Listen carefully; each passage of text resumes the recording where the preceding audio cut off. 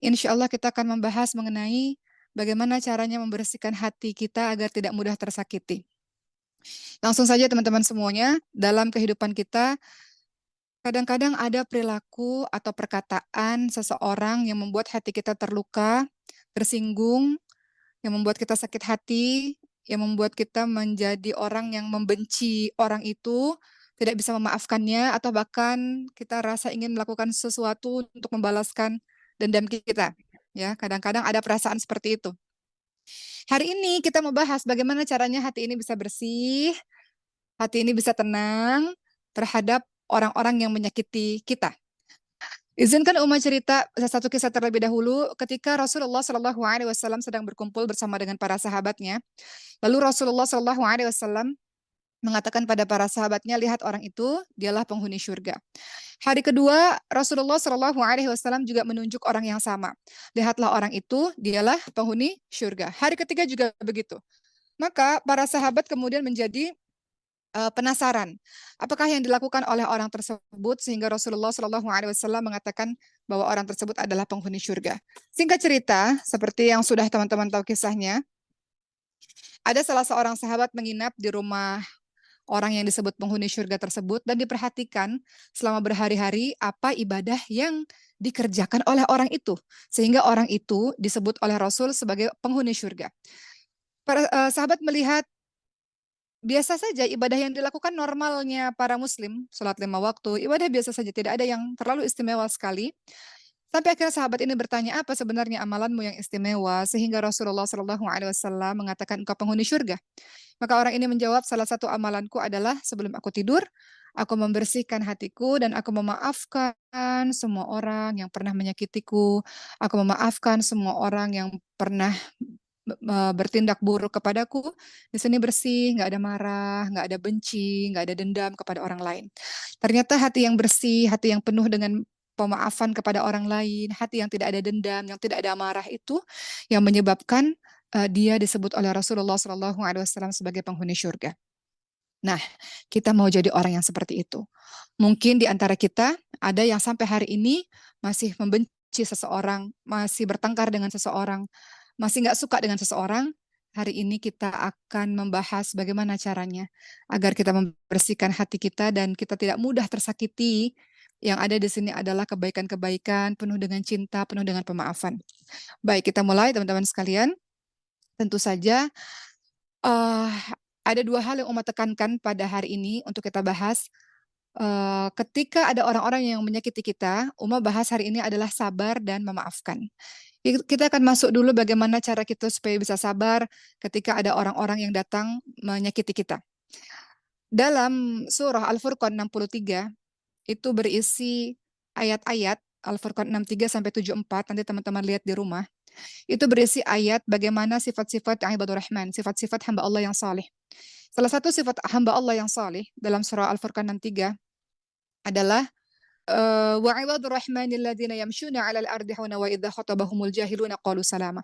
Hamba Allah yang Maha Pengasih, hamba Allah yang saleh ini adalah dia berjalan uh, di muka bumi ini dengan tidak angkuh ya, dengan rendah hati.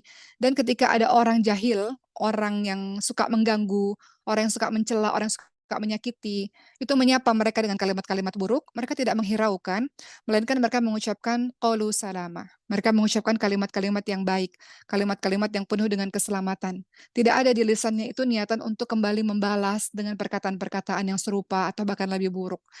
Jadi salah satu sifat hamba Allah yang saleh adalah tawadu', dia rendah hati. Karena kerendah hatiannya itu, maka dia mengeluarkan kalimat-kalimat yang baik kepada orang yang telah menyakitinya. Qaulu salama, dia ucapkan kalimat yang penuh dengan keselamatan. Nah, ada beberapa faktor yang membuat kita bisa menjadi orang-orang yang sabar dalam menerima perbuatan atau perkataan orang-orang yang menyakiti kita. Pertama, yang harus kita tahu, ketika ada orang yang menyakiti kita, maka kita harus menyadari bahwa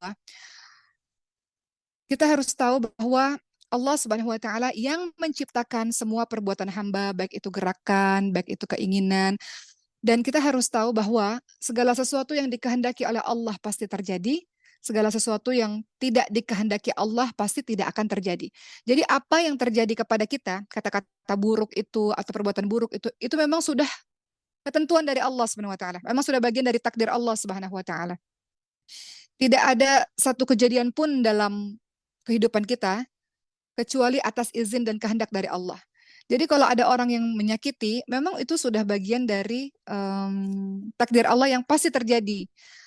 50.000 tahun yang lalu sebelum Allah menciptakan langit dan bumi, Allah sudah menuliskan di Lauhul Mahfuz bahwa detik ini, hari ini, jam ini, di tempat ini memang kita akan mendapatkan perlakuan buruk itu. Kita akan mendapatkan rasa sakit itu. Jadi pertama teman-teman yakin bahwa ini bagian dari takdir Allah, ketentuan Allah. Memang kata Allah memang ini harus terjadi kepada diri kita. Ya, teman-teman lihat bagaimana Siti Maryam diceritakan dalam surah Maryam dan surah Ali Imran. Kisahnya Siti Maryam, beberapa di antaranya seorang ahli ibadah, wanita yang suci luar biasa. Namun pun tidak lepas dari kalimat-kalimat yang menyakiti hatinya.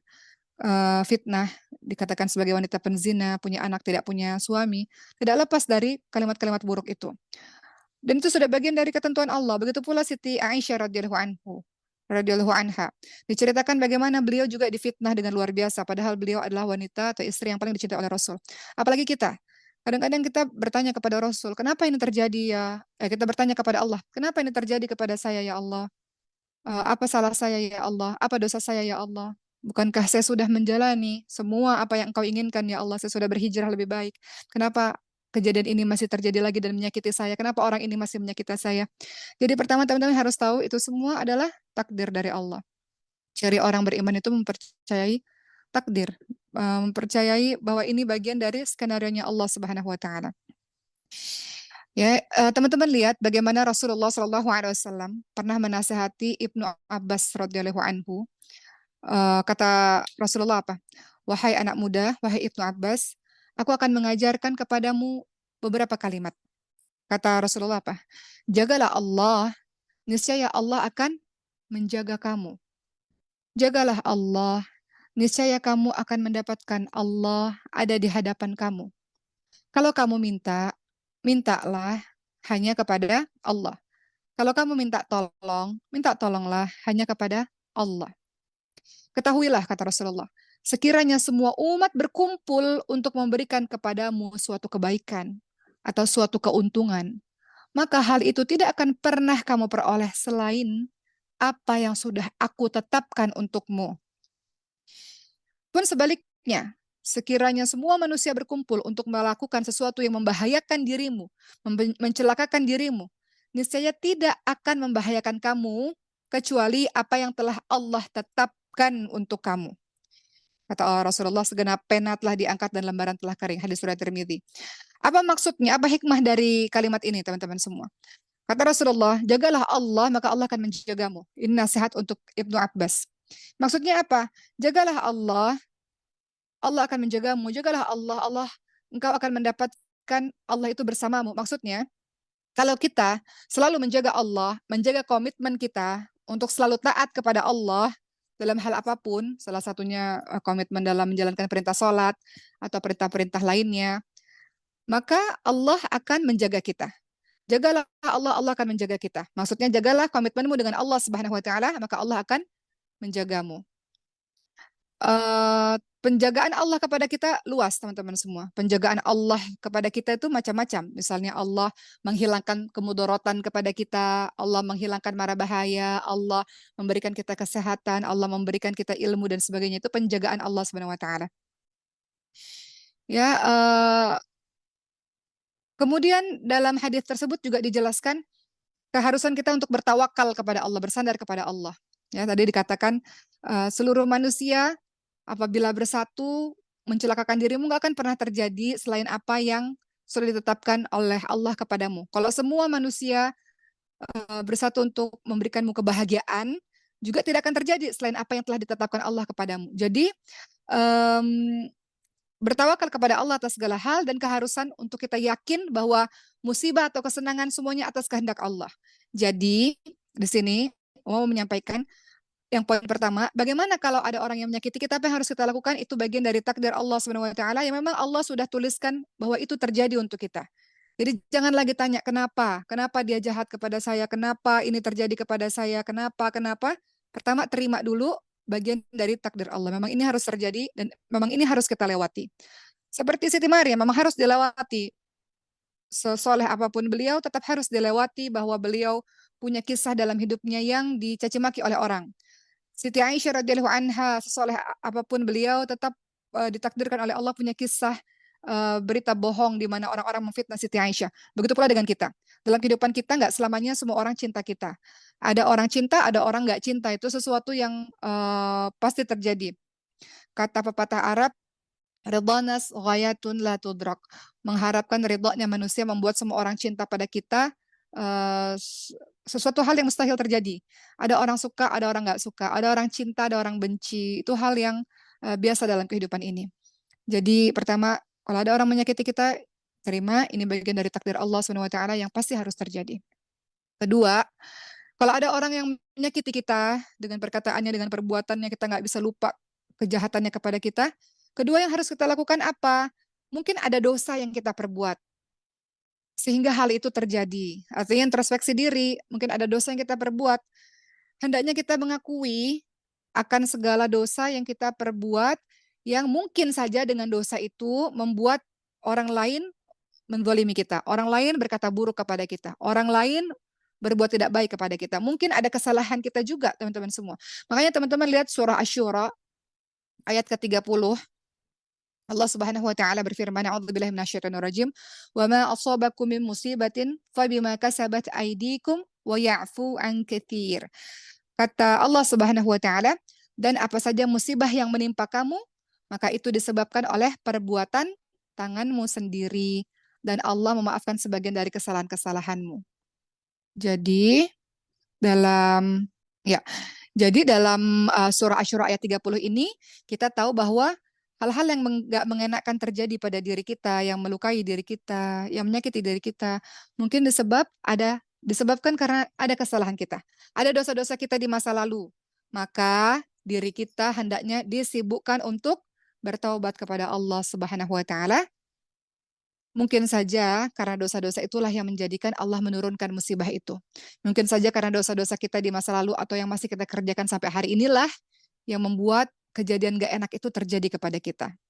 Jadi kita tidak sibuk untuk mencela atau marah-marah kepada orang yang zalim kepada kita. Tapi kita sibuk dengan introspeksi diri kita sendiri. Kita sibuk dengan mengkoreksi diri kita sendiri, dengan mencela diri kita sendiri, dengan beristighfar kepada Allah Subhanahu wa taala, karena mungkin saja itu terjadi sebab ada kesalahan diri kita. Ya. Kita katakan musibah ini mungkin terjadi dikarenakan dosa-dosa yang telah aku perbuat. Makanya Sayyidina Ali bin Abi Thalib radhiyallahu anhu pernah mengatakan sebuah kalimat, teman-teman semua. Kata beliau, hendaknya seorang hamba hanya berharap kepada Allah Subhanahu wa taala, dan hendaknya dia takut terhadap akibat yang akan diterima dari dosa-dosa yang telah diperbuatnya. Apa kata Sayyidina Ali? Hendaknya seorang hamba hanya berharap kepada Allah, dan hendaknya dia takut terhadap akibat yang diterimanya dari dosa-dosa yang diperbuatnya. Ya, dan beliau juga mengatakan, kata Sayyidina Ali bin Abi Thalib, beliau mengatakan musibah itu turun disebabkan dosa dan diangkat disebabkan taubat. Musibah turun disebabkan dosa kita sendiri, dan diangkat musibah itu disebabkan taubat kita sendiri. Jadi yang kedua, kalau kita merasa saya tersakiti dengan si fulan, si fulana, orang ini, orang itu, maka kedua, selain yang pertama adalah ini bagian dari takdir Allah yang kita harus terima. Yang kedua adalah bertaubat kepada Allah Subhanahu wa taala. Ya Allah, mungkin ada kesalahanku yang menyebabkan ini semua terjadi. Kemudian yang ketiga, teman-teman semua, hendaklah kita menyadari bahwa pahala yang disediakan oleh Allah bagi orang yang memaafkan dan orang yang sabar itu sangat besar. Jadi hendaklah kita bersabar dan memaafkan karena kita tahu pahalanya sangat besar. Ya. Teman-teman lihat dalam surah Asy-Syura ayat ke-40. Allah Subhanahu wa taala berfirman, "Dan balasan suatu kejahatan adalah kejahatan yang serupa. Maka barang siapa yang memaafkan dan berbuat baik, maka pahalanya atas tanggungan Allah. Sesungguhnya Allah tidak menyukai orang-orang yang zalim." Ya, kata Allah Subhanahu wa taala dalam surah Asy-Syura ayat 40, A'udzubillahi minasyaitonir rajim, "Wa jazaa'u sayyi'atin sayyi'atum mithluha Faman 'afa wa aslaha fa ajruhu 'ala Allah innahu la yuhibbudz zalimin. Dan balasan suatu kejahatan adalah kejahatan yang serupa. Tapi barang siapa yang memaafkan dan berbuat baik, maka pahalanya atas tanggungan Allah. Kata Allah apa? Kalau dia berbuat jahat, mau buat jahat yang serupa, ya silahkan. Tapi yang terbaik, kalau engkau memaafkannya, engkau berbuat baik kepadanya, maka pahalanya atas tanggungan Allah. Dan Allah tidak menyukai orang-orang yang zalim. Apa maksud dari ayat ini? Teman-teman semua, Asy-Syura ayat 40. Ternyata ketika kita disakiti, ada 3 cara menunaikan balasan. Ada 3 cara kita untuk membalasnya. Kalau kita disakiti oleh orang, menurut surah Asy-Syura ayat 40, ada 3 cara kita untuk membalas orang tersebut. Pertama, ya, menurut surah Asy-Syura ayat 40 yang tadi kita baca. Pertama, ada golongan yang zalim, yaitu dia membalas kejahatan orang dengan balasan yang melampaui batas. Itu zalim. Oh, kamu jahat sama saya bisa lebih jahat lagi daripada ini. Kalau kamu baik sama saya bisa lebih baik. Kan kita sering dengar kalimat itu ya. Kalau kamu baik sama saya bisa lebih baik. Tapi kalau kamu jahat sama saya bisa lebih jahat daripada kamu. Itu zalim. Zalim itu apa? Kita melakukan pembalasan melampaui batas. Makanya dalam surah Asy-Syura 40 dikatakan Allah nggak menyukai orang-orang yang zalim. Innahu la yuhibbudz zalimin. Allah nggak suka orang-orang yang zalim. Jadi cara pembalasan itu ada yang pertama zalim. Dan kita nggak mau jadi golongan ini. Golongan kedua, orang-orang yang membalas sesuai dengan haknya. Kamu pukul saya pukul kamu. Kamu cubit saya cubit kamu. Makanya dalam surah Asy-Syura 40 disebutkan, dan balasan suatu kejahatan adalah kejahatan yang serupa. Apalagi, kamu tepuk saya tepuk kamu, misalnya. Silahkan, tapi yang terbaik adalah golongan yang ketiga, yaitu orang-orang yang muhsin. Orang-orang yang berbuat baik dengan cara apa? Memaafkan orang-orang yang menzalimi dan meninggalkan haknya untuk membalas orang tersebut. Nah, orang ini nih yang tadi dikatakan kan, kata Allah apa? Maka barang siapa yang memaafkan dan berbuat baik, dia mengabaikan haknya. Dia bisa balas, tapi dia nggak mau. Dia memilih untuk memaafkan dan berbuat baik, maka pahalanya atas tanggungan Allah Subhanahu wa Ta'ala. Pahalanya atas tanggungan Allah. Maka nanti di hari kiamat kelak, teman-teman semua, nanti akan ada yang berkata begini, hendaknya berdirilah kalian, wahai orang-orang yang memperoleh balasan yang wajib ditunaikan oleh Allah. Berdirilah kalian, wahai orang-orang yang mana akan ada sesuatu yang dibalas oleh Allah Subhanahu wa Ta'ala kepada orang yang telah menyakiti dirimu. Maka pada saat kalimat itu dikumandangkan, siapa orang-orang yang akan dibantu oleh Allah untuk Allah balas kepada orang yang zalim kepada dirimu selama di dunia? Ternyata orang-orang itu adalah orang-orang yang selama di dunia memaafkan dan bersabar terhadap gangguan orang lain terhadap dirinya. Nah, maka pahala-pahala itu dia akan dapatkan, dan kemudian Allah lah yang akan membantunya. Kalau memang orang tersebut masih terus zalim selama di dunia, Allah akan membantunya. Karena dia menyerahkan kepada Allah Subhanahu wa Ta'ala. Maka takutlah kalau ada orang mengatakan, oh kamu jahat kepada saya, biarkan saya serahkan kepada Allah Subhanahu wa Ta'ala, Allah yang akan membalas di hari akhir. Itu maksudnya. Dia nggak melakukan balasan apa-apa, dia memilih untuk bersabar, dia memilih untuk memaafkan orang yang telah berbuat jahat kepadanya. Tapi kalau orang itu tetap tidak terus bertaubat, tetap orang itu berbuat maksiat, nanti di hari akhir Allah akan datang untuk membalas sempurna orang tersebut. Inilah orang yang dikatakan oleh Allah Subhanahu wa Ta'ala, dan dia mendapatkan pahala yang besar atas kesabarannya. Maka dalam surah Asy-Syura ayat 40 disebutkan, maka barang siapa yang memaafkan dan berbuat baik, maka pahalanya atas tanggungan dari Allah Subhanahu wa Ta'ala. Allah berikan balasan kepada orang tersebut karena telah zalim. Kemudian Allah memberikan pahala bagi orang yang dizalimi. Sedangkan orang-orang yang menuntut balas dendam, maka pahala itu akan hilang. Tapi orang-orang yang bersabar dan memaafkan, maka Allah akan memberikan pahala dan Allah akan membalas orang-orang yang zalim kepada dirinya selama di dunia. Oke, jadi yang ketiga, bagaimana cara kita menghadapi orang-orang yang telah menyakiti kita? Yang ketiga tadi adalah kita memaafkan dan bersabar. Dengan begitu Allah memberikan pahala kepada kita. Keempat, kalau ada orang yang menyakiti kita dan kita sangat terluka, apa yang harus kita lakukan? Kita pun menyadari bahwa dengan kita memaafkan, selain dapat pahala tadi yang nomor 3, yang keempat, dengan kita memaafkan dan bersabar, maka hati kita akan selamat dari berbagai kedengkian dan kebencian. Sama seperti orang tadi, sahabatnya Rasul yang Umar ceritakan di awal. Jadi kita memaafkan orang lain bukan untuk orang lain. Kita memaafkan orang lain yang pernah jahat kepada diri kita untuk diri kita sendiri. Kenapa? Orang yang hatinya penuh dengan pemaafan, maka hatinya akan tenang. Hatinya akan selamat dari berbagai macam kedengkian. Hatinya akan selamat dari berbagai macam kebencian. Hatinya akan selamat dan terbebas dari keinginan untuk balas dendam. Hatinya akan selamat dari keinginan untuk berbuat jahat kepada orang yang menzaliminya. Maka kalau hatinya sudah tenang, dia akan memperoleh kenikmatan dan kelezatan yang luar biasa. Kenapa? Dalam surah Ali Imran 134, Allah Subhanahu wa taala berfirman, apa kata Allah? Wallahu yuhibbul muhsinin. Allah menyukai orang-orang yang berbuat baik. Maka dengan melaksanakan perbuatan tadi, yang tadi dia memaafkan, hatinya menjadi tenang, nggak ada keinginan buat jahat, nggak ada keinginan balas dendam. Lihat apa? Allah yuhibbul muhsinin. Allah menyukai orang-orang yang berbuat kebaikan, dirinya pun akan dicintai oleh Allah. Maka kalau Allah sudah mencintai dirinya, balasannya apa? Luar biasa. Kalau Allah sudah mencintai orang tersebut, Allah berikan ketenangan dalam hatinya. Jadi kita memaafkan orang lain, bukan untuk orang lain, untuk diri kita sendiri. Kita mau hidup tenang, kita mau hidup damai, kita mau fokus ngafalin Quran, kita mau fokus mengerjakan amal-amal kebaikan, bukan yang penuh dengan amarah dendam, berpikir bagaimana cara balas dendam, enggak begitu. Maka kondisi ini seperti kita kehilangan eh, atau kecurian satu barang atau satu uang gitu. Kemudian pada saat itu kita justru akan menerima ganti ribuan, puluhan jutaan uang lainnya gitu dari Allah Subhanahu wa taala. Kita akan merasa sangat gembira atas karunia karunia yang Allah berikan kepada kita gitu. Kenapa? Karena Allah menyukai kita. Wallahu yuhibbul muhsinin. Allah menyukai orang-orang yang berbuat kebaikan. Ya, jadi yang poin keempat, hendaknya kita sadar dengan kita memaafkan dan bersabar, maka hati kita akan selamat. Nggak ada benci, nggak ada dengki. Hati kita tenang, hidup kita tenang. Urusan dia berbuat jahat itu urusannya Allah Subhanahu wa taala. In ahsantum li anfusikum wa in asatum falaha. Kebaikan yang kau lakukan untuk dirimu sendiri, kejahatan yang kau lakukan untuk dirimu sendiri. Allah nggak tidur, Allah lihat, Allah tahu, Allah balas. وَمَن يَعْمَلْ مِثْقَالَ ذَرَّةٍ خَيْرًا يَرَهُ وَمَن يَعْمَلْ مِثْقَالَ ذَرَّةٍ شَرًّا يَرَهُ.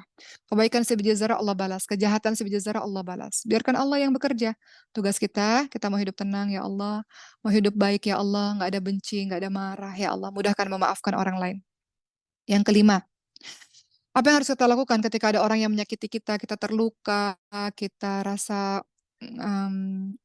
sakit, maka kita harus menyadari eh, jangan sampai berpikir untuk balas dendam kepada orang tersebut, karena itu akan mewariskan kehinaan dalam diri kita. Kelima, jangan pernah berpikir untuk balas dendam, karena kalau kita melakukan itu akan hina diri kita. Kita akan hina, teman-teman semua. Apa kata Rasulullah SAW? Kemuliaan hanya akan ditambah oleh Allah kepada hamba yang bersikap pemaaf. Jadi kalau dia pemaaf, dia dimuliakan. Berarti sebaliknya, kalau dia penuh dendam, penuh dengan keinginan jahat, maka dia akan hina. Ya, jadi balas dendam nggak akan ada artinya, hanya membuat kita menjadi orang yang hina dan mempersempit hidup kita dan membuat waktu kita habis karena kita berpikir bagaimana cara membalaskan dendam kepada dia, padahal Allah yang akan membalaskannya untuk kita. Keenam, teman-teman semua, kita tadi mau katakan ya, yang keenam itu hendaklah kita tahu bahwa setiap balasan sesuai dengan amal yang dikerjakan. Jadi tenang saja. Hendaknya kita menyadari bahwa setiap perbuatan maka begitu pula Allah akan membalasnya. Kalau kita memaafkan kesalahan orang lain, maka Allah pun akan memaafkan kesalahan-kesalahan kita. Dia jahat kepada kita, maka Allah pun akan memberikan balasannya kepada dia. Teman-teman lihat surah An-Nur ayat 22, ada satu kisah tentang Abu Bakar, Sayyidina Abu Bakar As-Siddiq radhiyallahu anhu. Bagaimana beliau sangat marah pada salah seorang saudaranya karena turut menjadi orang yang memfitnah Siti Aisyah radhiyallahu anha. Seperti yang sudah teman-teman tahu, Siti Aisyah itu pernah difitnah berselingkuh dengan sahabat Nabi. Salah seorang yang turut memfitnah Siti Aisyah adalah saudaranya Siti Aisyah sendiri. Saudaranya Sayyidina Abu Bakar, karena Abu Bakar ayah dari Siti Aisyah radhiyallahu anhu. Ketika mengetahui hal ini, bahwa tega-teganya ada saudara yang ikut-ikutan kompor, ikut-ikutan memfitnah, maka Sayyidina Abu Bakar mengatakan nggak mau. Aku nggak akan memberikan pertolongan nafkah kepadanya karena selama ini dinafkahi terus oleh Abu Bakar As-Siddiq radhiyallahu anhu. Bisa-bisanya orang yang selama ini aku beri uang, aku beri pertolongan kehidupannya, menusuk dari belakang, turut memfitnah, turut mengejek-ngejek, turut mengolok-olok. Maka Sayyidina Abu Bakar tidak bisa memaafkan orang itu. Kalau orang lain mungkin nggak masalah, orang lain nggak jauh gitu. Tapi kalau orang terdekat yang menyakiti, kita sangat terluka. Maka Sayyidina Abu Bakar sangat terluka dengan perbuatan salah seorang saudaranya sehingga berjanji akan menghentikan bantuan akibat yang dilakukan oleh saudaranya tersebut. Maka Allah menegur teman-teman semua. Allah menegur dalam surah An-Nur ayat 22. Kata Allah, janganlah orang-orang yang memiliki kelebihan dan kelapangan di antara kamu bersumpah tidak akan memberikan bantuan kepada kaum kerabatnya, kepada orang-orang miskin, kepada orang-orang yang berhijrah di jalan Allah Subhanahu wa taala. Kata Allah Subhanahu wa taala terhadap orang yang menyakiti kita, wal ya'fu wal yasfahu. Apa kata Allah Subhanahu wa taala? Hendaklah kamu memaafkan. Hendaklah kamu berlapang dada, minta sama Allah, ya Allah, sembuhkan ya Allah, hilangkan ya Allah rasa benciku, rasa nggak sukaku ya Allah. Jadi bukan hanya sekedar memaafkan tapi berlapang dada. Kata Allah Subhanahu wa taala, "Ala tuhibbuna ay yaghfirallahu lakum wallahu ghafurur rahim." Apa kata Allah? Apakah kamu tidak ingin Allah mengampunimu? Engkau kan juga punya dosa, dosa yang banyak. Maka ampuni orang lain sebagaimana Allah akan mengampuni dosa-dosamu. Dan Allah adalah Maha Pengampun lagi Maha Penyayang. Jadi poin keenam, hendaklah kita mengetahui bahwa setiap balasan itu sesuai amalan yang dikerjakan. Kalau kita memaafkan, kalau kita berbuat baik, maka Allah membalas dengan begitu juga. Kita memaafkan orang lain, maka Allah pun memaafkan dosa-dosa kita juga. Karena kita ini banyak dosanya juga. Bukan orang lain yang menyakiti kita. Kita pernah mungkin menyakiti orang lain atau menyakiti Allah atau berbuat durhaka kepada Allah. Dan kita ingin Allah ampuni kita. Allah saja mengampuni semua hambanya. Sampai di detik-detik ajalnya. Kita pun minta kepada Allah agar bisa mudah memaafkan kesalahan orang lain. Siapa kita? Sampai kita mengatakan saya nggak mau memaafkan dia. Jadi kita minta kepada Allah agar kita jadi orang-orang yang bisa memaafkan kesalahan orang lain sebagaimana kita pun banyak kesalahan kepada orang lain atau kepada Allah Subhanahu wa taala. Ketujuh, apa yang harus kita lakukan ketika ada orang-orang yang menyakiti kita, melukai kita? Maka yang harus kita lakukan adalah disibukkan dengan perkara-perkara yang baik. Sehingga kita lupa dengan hal-hal yang menyakiti kita sehingga kita lupa dengan hal-hal yang menyakiti kita tersebut. Teman-teman tahu, hendaknya kita mengetahui apabila diri kita disibukkan dengan urusan kebencian, kemarahan, pelampiasan dendam, maka waktu kita terbuang sia-sia. Hati kita menjadi terpecah-pecah, konsentrasi kita terpecah-pecah. Mohon izin Uma cerita sedikit dulu waktu masih remaja belasan tahun. Uma mulai belajar untuk menghafalkan Al-Quran. Pada saat itu lagi bertengkar sedikit dengan seorang sahabat. Ya, di handphone lagi bertengkar. Padahal lagi ngafal pada saat itu, lagi sedang menghafal. Dan sudah tibanya waktu setoran pada saat itu Uma nggak dapat sama sekali.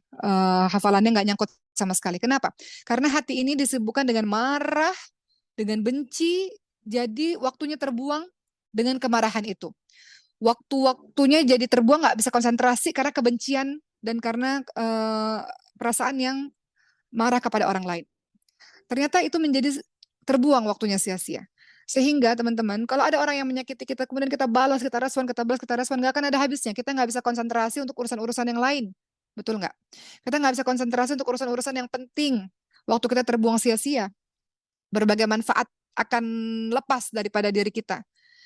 Jadi kalau kita sebaliknya, kalau kita memaafkan, kita minta Allah tenangkan hati kita, maka kita akan merasa lebih kita rasa lebih lebih tenang dalam mengerjakan berbagai macam hal. Terkadang kita marah kembali, kita melakukan pembalasan dendam, kita ingin menyakiti kembali, maka itulah yang akan menjadi sebab bertambahnya kejahatan orang lain kepada diri kita. Kenapa? Karena kejahatan dibalas kejahatan, kejahatan dibalas kejahatan, nggak kelar-kelar. Terus-menerus akan berada dalam circle permusuhan.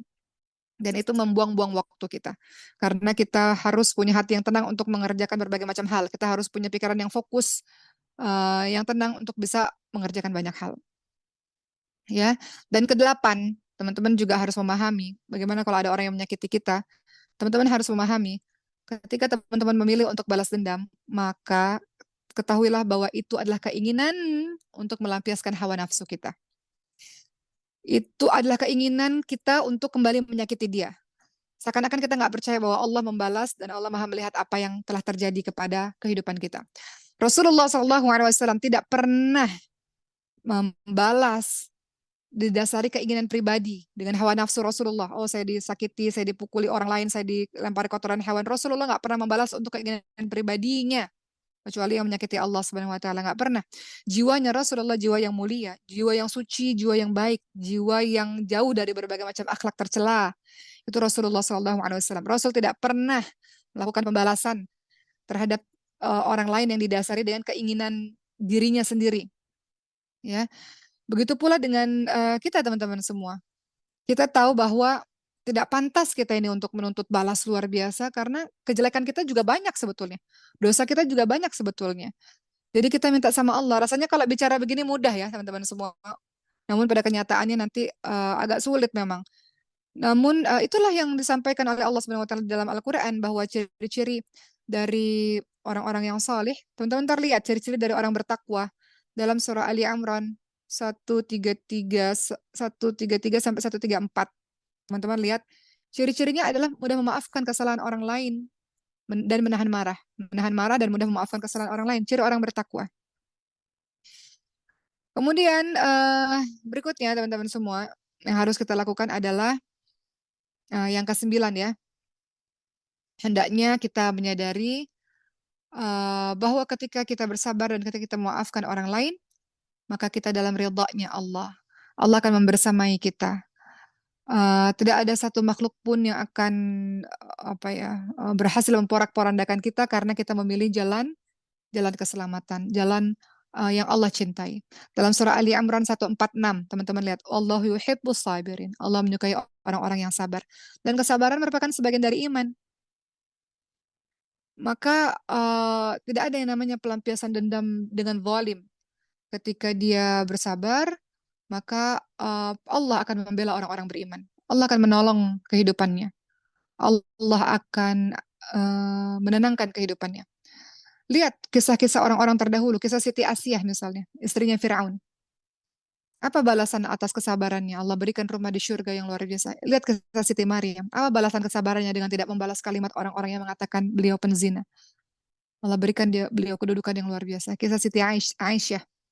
Kisah Siti Aisyah ketika dituduh berzina atau berselingkuh dengan sahabat Rasul lainnya. Maka apa yang terjadi kepada Siti Aisyah? Siti Aisyah dibersihkan namanya oleh Allah Subhanahu wa taala dengan diturunkannya surah An-Nur. Ya, dibersihkan nama Siti Aisyah.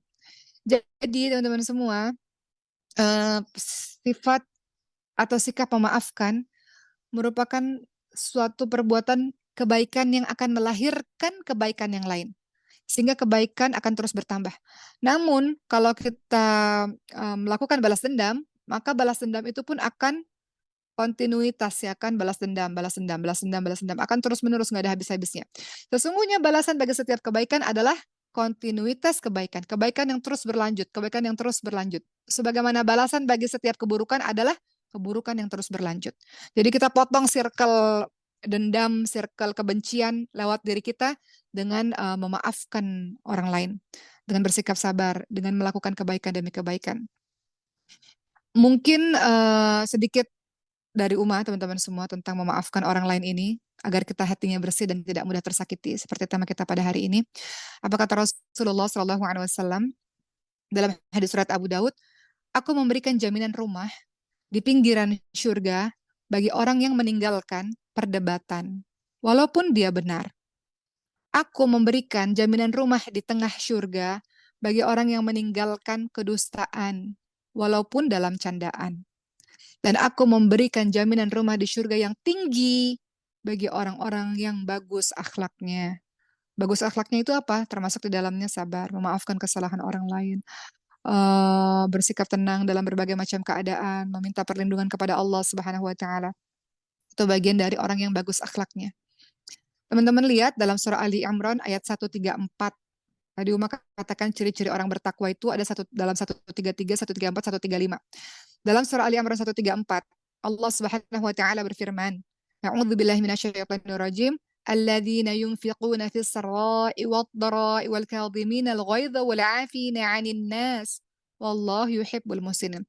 Siapa orang bertakwa itu? Orang yang menafkahkan hartanya di jalan Allah, baik di waktu lapang maupun di waktu sempit, dan orang-orang yang menahan amarahnya dan memaafkan kesalahan orang lain. Dan Allah menyukai orang-orang yang berbuat kebaikan. Itu dalam surah Ali Imran 134. Apa kata Allah lagi dalam surah Al-A'raf ayat 199? Apa kata Allah? A'udzubillahi minasyaitonirrajim. Khudhil afwa wa'mur bil 'urfi wa a'rid 'anil jahilin. Jadilah engkau pemaaf dan suruhlah orang-orang mengerjakan hal yang baik-baik dan berpalinglah dari orang-orang yang bodoh. Jangan ikut-ikutan kepada perbuatan-perbuatan yang tidak ada gunanya, yang tidak ada manfaatnya. Teman-teman lihat lagi dalam surah Fussilat ayat 34 sampai 35. Apa kata Allah? Tidak sama kebaikan dan kejahatan. Tolaklah kejahatan itu dengan cara yang lebih baik. Maka tiba-tiba ada orang di antaramu dan di antara dia ada permusuhan, kemudian menjadi teman yang setia, seolah-olah menjadi teman yang setia. Sifat-sifat yang baik itu tidak dianugerahkan melainkan kepada orang-orang yang sabar, dan tidak dianugerahkan melainkan kepada orang-orang yang akan memiliki keuntungan yang besar. Ya, teman-teman lihat lagi dalam surah Asy-Syura ayat 43, orang-orang yang sabar dan memaafkan, sesungguhnya perbuatan yang demikian itu termasuk hal-hal yang diutamakan. Kata Allah Subhanahu wa taala. Banyak sekali ayat-ayat yang menyuruh kita untuk memaafkan. Ayat-ayat ini menyuruh kita untuk memaafkan orang lain loh. Bukan meminta maaf. Maksudnya apa? Sebelum orang lain minta maaf, kita memaafkan orang lain itu. Itu maksudnya.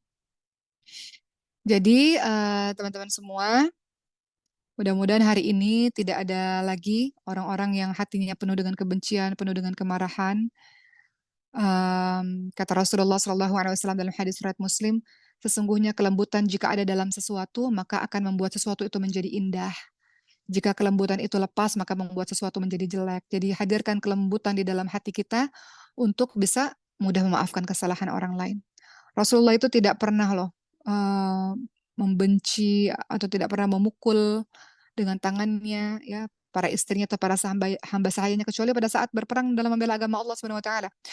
Dan dalam hadis riwayat Muslim dikatakan, dan ketika beliau disakiti, beliau sama sekali tidak pernah membalas orang yang menyakitinya, kecuali bila apa yang telah diharamkan oleh Allah Subhanahu wa taala itu dilanggar, maka baru beliau membalas karena Allah. Lihatlah Rasulullah Shallallahu alaihi wasallam ya, bagaimana beliau akhlaknya yang luar biasa. Banyaklah hal-hal yang terjadi kepada Rasulullah. Pernah pada suatu ketika juga diceritakan dalam hadis riwayat Bukhari Muslim, Rasulullah dan saya ya kata seorang sahabat berjalan bersama, kemudian ada seseorang yang menarik selendang Rasulullah dengan sangat kuat. Dan saya melihat lehernya Rasulullah terdapat bekas tarikan itu, bekas bajunya, karena kerasnya tarikan dari orang Badui itu. Kemudian orang Badui itu berkata, "Wahai Muhammad, berilah kepadaku harta Allah yang ada padamu." Dia berkata-kata dengan kasar. Sudah tarik selendangnya Rasul sehingga menyebabkan lehernya Rasul berbekas dan berteriak dengan kata-kata kasar yang tidak sopan. Maka Rasulullah SAW hanya tersenyum melihat orang tersebut dan akhirnya beliau menyuruh sahabatnya untuk memenuhi permintaan orang Arab Badui itu. Maksudnya apa? Rasulullah tahu, tidak perlu terlibat pada perdebatan yang tidak perlu. Orang ini toh belum mengerti, orang Arab Badui belum mengerti. Mau diajak berdebat atau diajak berbicara juga belum paham orang Arab Badui. Sama seperti ketika ada orang Arab Badui yang diceritakan dalam sebuah hadits yang buang air di masjid, ya kan? Kemudian para sahabat tentu saja ingin memukul orang Arab Badui tersebut. Rasulullah SAW tidak melakukannya, bahkan menyuruh orang itu buang hajat sampai selesai, dan kemudian baru menyuruh para sahabat untuk membersihkannya, baru nanti disampaikan dengan kalimat yang baik. Jadi Rasul paham kapan harus bicara, kapan harus menegur, kapan berlaku lemah lembut kepada orang yang tidak paham misalnya. Rasul telah mencontohkan kepada kita banyak hal. Jadi terakhir, sudahlah sahabat sekalian, apapun yang terjadi dalam kehidupan kita, maafkanlah orang-orang itu.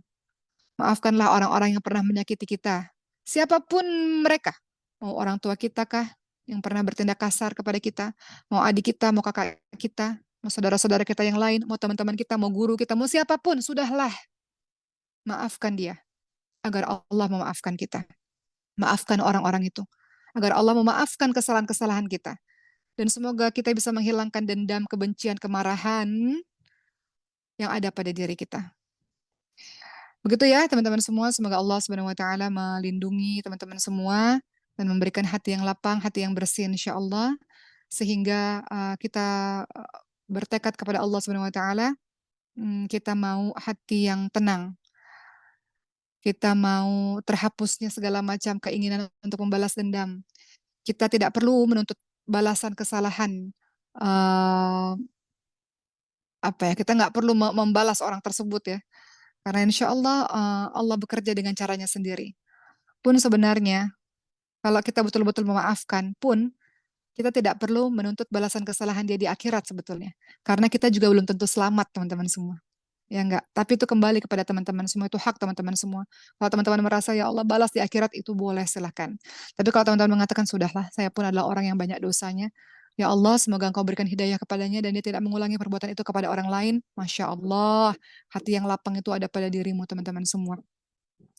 Begitulah, semoga Allah memaafkan kesalahan kita juga dan semoga kita dibaikkan hatinya oleh Allah Subhanahu wa taala. Kita hidup dengan tenang tanpa ada rasa benci kepada orang lain, melainkan kita hidup dengan penuh cinta kepada orang lain insyaallah. Baik, terima kasih teman-teman semua. Hari ini kita sudahi dulu, kita bertemu Jumat depan. Begitu ya. Mungkin sekian daripada Uma, terima kasih. Semoga Allah menganugerahi hati-hati yang baik, hati yang tidak penuh dengan kebencian kepada semuanya, dan hati yang penuh dengan cinta kepada banyak orang insya Allah. Terima kasih dari Uma. Assalamualaikum warahmatullahi wabarakatuh.